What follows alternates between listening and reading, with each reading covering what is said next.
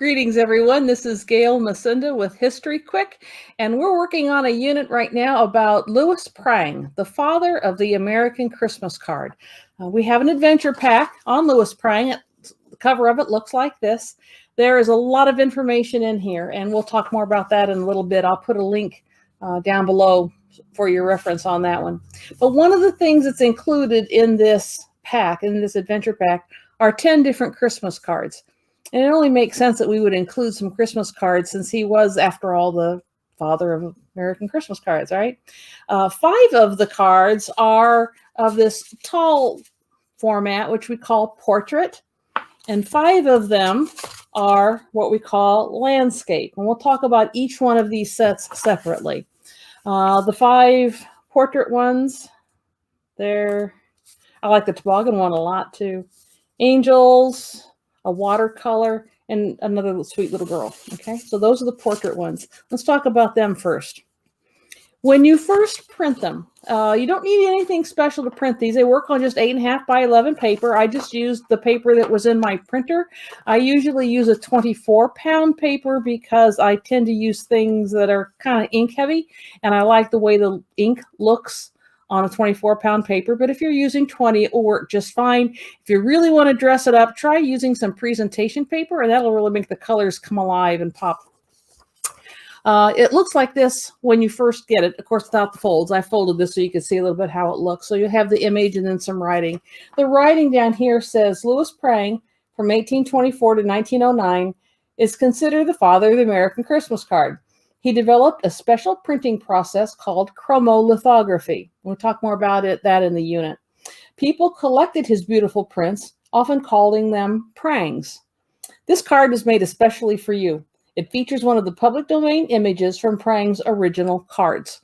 And all of the cards have that on the back. Okay, so when you send this to somebody, they'll know that you made this with them in mind. You've chosen this image and what you write on the inside, especially for them. And that's really important. If you're going to send somebody something, you want them to feel very special, and knowing that you made it just for them really adds to that. Okay, so on these portrait cards, the way you're going to do this is you're going to start by folding it from the top to the bottom in half. Just make sure that your corners line up very neat. Be careful, take your time, do it right. Lay it on the table and then give it a really good sharp crease. That sharp crease really makes a big difference. So take the time to do that. Maybe use like a fingernail and squish it in there, okay? And then you're going to fold it in half again so your card shows with the picture on top. The folded edge should be over here on the left side, okay? The folds, you would be able to kind of see inside there if you did that. So your folded edge is here. Okay, so it opens and is blank there. There's your front, and there's your back. So remember, take your time. Start first by folding it. Don't try not to drop it. Start by folding it from the top to the bottom, and then together like a book. Okay, and then you have 5 of those cards.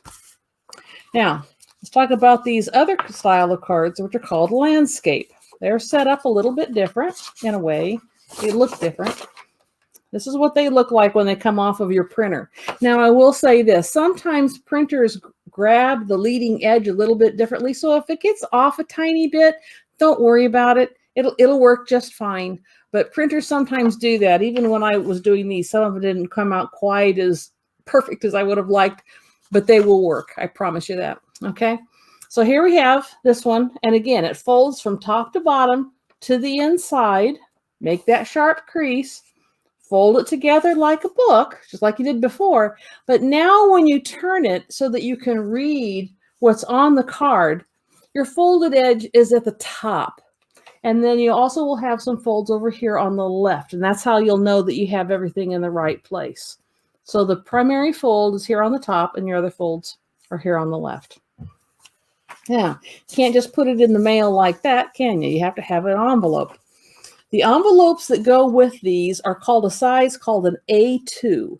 And this is just just a standard little envelope. It's 5 3/4 by 4 3/8, I think is what the actual dimensions. Again, I'll put a link for these kind of envelopes down below so you can have access to that. Sometimes I've seen them on the box where they'll call it an invitation envelope. Technically, it's called a response envelope because it would be for if you're doing a wedding invitation or something like that. This would be where your RSVP goes. Okay, so it's really a response envelope. But the beauty of this is that you can take a regular piece of printer paper, fold it in fours, and it will fit perfectly. So you'll need some of these to go along with it. There will also be a History Quick video on how to address an envelope. That's something that's kind of important. If you're going to put it in the mail, you need to make sure that you've got it addressed properly too. So we'll take care of that for you. Just watch that on a separate video. Okay, so now you've got your card and you've got your envelope. On the other video, you're going to learn how to address that envelope. But right now, the insides are blank. So what are you going to do? Well, you got a couple of options. That letter that my friend Elaine sent, she just wrote a letter. So I purposely left the inside of these cards blank so that you could write a letter to somebody. And if you wanted to do that, if you wanted to write a long letter, you would start up here and just keep going all the way down. I'm on the landscape ones now. So on the landscapes, when you open it up, you can start at the top and write it all the way down. Or if you're just going to write a little bit, you may just want to write on the bottom part. Probably don't write just on the top part. If you start up there, you got to fill up the whole thing. If you write a short note, you can write down here on the bottom part. Okay, that's how that works. On the portrait style cards, when you open it up, if you're going to write a short part, it goes over here on the right-hand side, not over here. If you're going to write a letter, you can write here and then come over here and write like your second page and keep writing, and that's fine too. Either one is fine, but if you're going to write just a short bit, it goes here. Now, I know sometimes I have wanted to write a letter to somebody because I was thinking about them, or, like a get well card or something like that, and I just couldn't think of what to say. Well, you could just say Merry Christmas. After all, it is a Christmas card. But on your packet, in your adventure pack, after the 10 different cards that are available to you, I'm also going to include a page of sayings, greetings that you can say that are season greetings, Merry Christmas kinds of things. And you can choose whichever one you want and put it on the inside of that card. And in your handwriting, oh, it's going to be perfect. I promise you, it'll be perfect. And after you write your greeting, if you say, I want to say something else. Sure do miss you. Wish I could give you a hug or whatever. You can write that on that other side too. It'll be right. The thing is you're doing this for somebody that you care about. And that's what makes sending these cards special. Back in the day when Louis Prang was making his cards, sometimes they would put them in the mail and sometimes they would just hand them to people. Well, you might want to be able to do that too. If you have a Christmas gift that you're giving to somebody, make your own card and put it along with that. That will be something that will make it even better for them. And for the people you don't get to see, just go ahead and write them a letter and send them one of these cards. And all of the images on here are things that Louis Prang first put on his Christmas cards, which was, like in the 1870s and a little earlier and a little later, depending on what card and which image. That's a long time ago. So Christmas cards have been pretty special for a long time, and we really have Louis Prang to thank for it.